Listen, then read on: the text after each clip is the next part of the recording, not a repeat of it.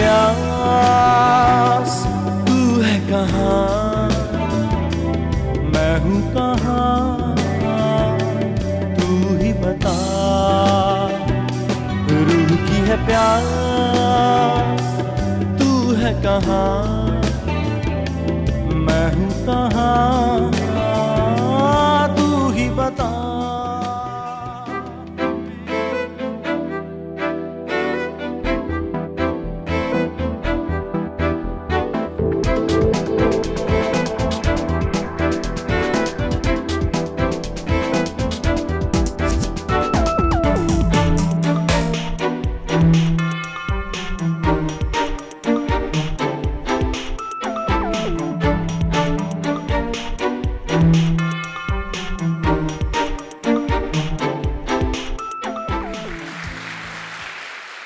Decisions and choices are what we make and what we come across all the time.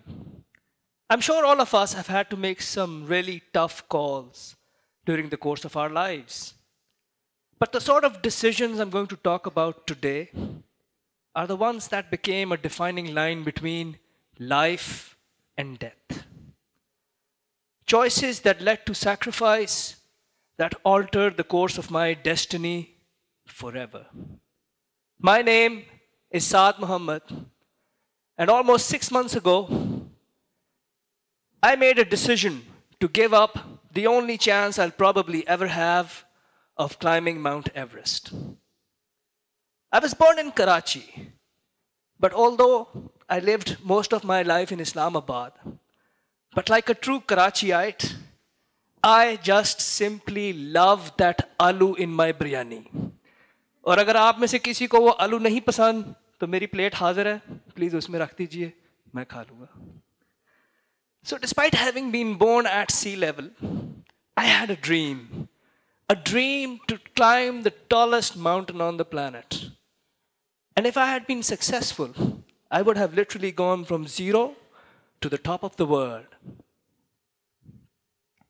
So much before Everest in 2012, I was part of a Pakistani-Chinese expedition which successfully made it to the summit of Spantik. Spantik is a 7,000-meter peak in the Karakoram range near Skardu. It's a lovely, majestic peak. And on our way back from the summit, we got stuck in a snowstorm. And we lost our way. It was a total, complete whiteout. And we ended up spending a night outside in temperatures ranging between minus 30 to minus 40 degrees centigrade at an altitude of 6,300 meters above sea level without any shelter. Just to give you a feel of what 6,300 meters above sea level would be, मैं जानना चाहूँगा कि यहाँ audience में कोई ऐसा शख्स हो जो आज तक मरी नहीं गया. कोई साहब, कोई खातून. आप नहीं गए? आप मेरे से बाद में मिले talk. So, other than that, gentlemen, it makes it much easier for me to explain it to you that if you look here, we've got Murray down there, that brown small triangle there, and when you compare it with Spantik, that's a giant when standing next to it, and then you've got K2 and you've got Everest. So, अगर हम मरी को उठा के या स्पांतिक को उठा के मरी के साथ ले आए, तो उसकी चोटी देखने के लिए मेरा ख्याल है आपकी गर्दन शायद अकड़ जाए. But yes, you see 6,300 meters is up there, and we were stuck up there. And when we were stuck up there at 6,300 meters, it was cold. We were all badly fatigued, tired to the bone. We were hungry, we were thirsty. But all I wanted to do was to sleep because I was dead tired.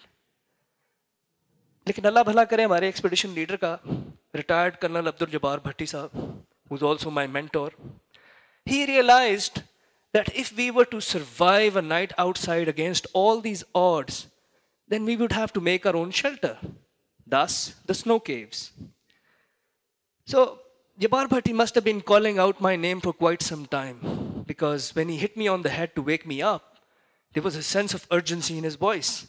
He said, Saad, and I was like, Ji, as if nothing has happened. And he's like, you need to keep digging. And I was like, okay. So I was tired, and all the while, I remember he's working on his cave and he's using the base of his ice axe and he's digging in, digging ever so slowly, ever so meticulously, as if that's the only thing he ever wanted to do. I, on the other hand, was doing whatever little I could, and I must have dozed off. The thing is, he kept calling my name every time I dozed off, the reason being that if I had slept outside in the open in those conditions, I could easily have frozen to death. And so, when he was done perfecting his cave, he woke me up one last time and he says, okay, come on, get in. And the last thing I remember before dozing off again is that he's sitting on the mouth of the cave and he's holding this sheet of flimsy emergency blanket and to cover the opening just to make my chances of survival better. I can simply not forget or ever repay that ultimate gesture of kindness, of selflessness, of empathy.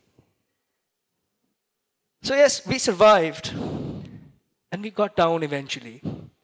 That's another story in itself. But the lesson here is not about survival against all odds. The lesson here is that the expedition leader had the vision, had the foresight to realize that our lives were in danger. And if it were not for his compassion, his empathy, his kindness, his selflessness, I would not be here today talking about our survival, about our ordeal. So 5 years down the road, we were together again, I and Jabbar Bhatti, and this time on Mount Everest. And in some ways, I was able to reciprocate what he did for me on Spantik. And he got to the summit while I was still shuttling in between Camp 2 and Camp 3. Just to give you a feel, Camp 2 is at 6,500 meters above sea level and Camp 3 is more than 7,000 meters above sea level. So I was reacclimatizing and he had made it to the summit, but on his way back, he had an accident and he had to be rescued. And 6 months on, almost 5 months on, after returning from the expedition, he's still recovering. His hands have severe frostbite, and so is his Sherpa. And I don't know if it's possible or if it will need a miracle, but I hope and I pray that may they both recover from their ordeals soon enough. You see, mountaineering is a very strange sport. It's very hard to get sponsorships when you can't guarantee a summit. There are too many variables involved. You're fit, you're skilled, you've got the best equipment, you're acclimatized, and the weather goes bad. Even if the weather holds, your Sherpa, your high-altitude porter might get sick, might back out. There's very little you can do in such a situation. So as an old mountaineering friend once told me, when you approach a mountain, you stay humble, and you seek its permission if you have to, so that it may let you climb. That is the only way. आप भी कहते होंगे अजीब आदमी है, सुकून करे, chill करे, 9 से 5 की नौकरी करे, इसको क्या मुसीबत आई है, क्या पहाड़ों पे जाता रहता है? And yes, people do ask me that time and again. Why is it that I keep going back to these mountains? There's no straight answer to that. It's hardly explainable in words. But once in Shimshal back in 2010, I was coming down from the Chashkin Massif after a failed summit attempt. And there's this terrace at 5,000 meters above sea level. And right after that terrace, there's a steep decline. And in front of me are lined up in a beautiful vista these lesser known Karakoram peaks, all 7,000ers. Kunyanchish, Pamirikish, Yukshin Gurdan, Dastagil Sar. One of them is just 125 meters short of being an 8,000er. And these are massive, rugged, beautiful mountains that send chills down your spine.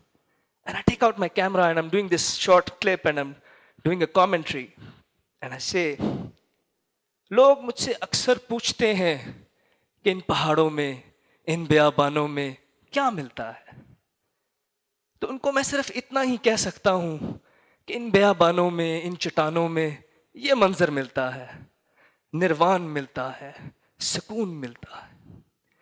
You cannot find that nirvana, that solitude anywhere else. Not even in meditation, I dare say. And when you're up alone, in that moment, nothing else matters. Over there, you're surrounded by peaks, and you are as close as one can possibly be to your true creator. So yes, coming back to Everest, when I got news of Jabbar Bhatti going missing after summit, I was at Camp 2, and I was about to leave for the summit myself. So I call my Sherpa and I tell him, okay, pack up, we're leaving for Camp 3. And he tells me that I have a message from the base camp. So I'm not entirely sure if it was the Sherpas who were freaking out, or if it was the base camp that was going through a crisis because of the Bhatti incident, but they wanted me to come down. And it made no sense at all, because going down meant that I would have to rest another 3-4 days before making another summit push. And with the season coming to an end in the next 9-10 days, it would have been too risky for a climber like me. So I had very little choice, and I decided, okay, I'll have another go at the summit only after seeing the condition of Mr. Bhatti. So I arrived at the base camp, and the very next day, Jabbar Bhatti was heli rescued, and he arrived at the base camp, and the whole saga unfolded in front of me. He was so weak and so disturbed, and I had to make the toughest decision of my life. Do I give up my dreams, or do I still go for the summit? I just could not leave him in that condition. I'm not a paramedic, although I do have some hands-on experience. But when we arrived in Kathmandu, I did not rush back home because Jabbar Bhatti needed me. I did not have to give up my summit bid, but I did. I could have easily gone up to Camp 4, that is 8,000 meters, that would have been a landmark for me, but I let it go. Why, you ask me? Because Jabbar Bhatti is a friend, and that is what friends do for each other. So we arrived back in Pakistan, and the trekkers community in general, they gave us an awesome reception, and the amount of love and respect they've given me just for my attempt is simply phenomenal. और कभी-कभी मैं ये सोचने पे मजबूर हो जाता हूँ कि अगर मैं वाकई ये चोटी चढ़ जाता तो ये लोग मेरे साथ क्या करते.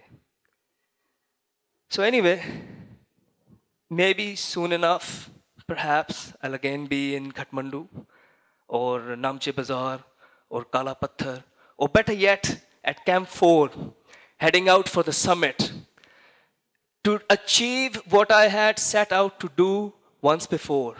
So wish me luck, and Allah Nigaban. Thank you.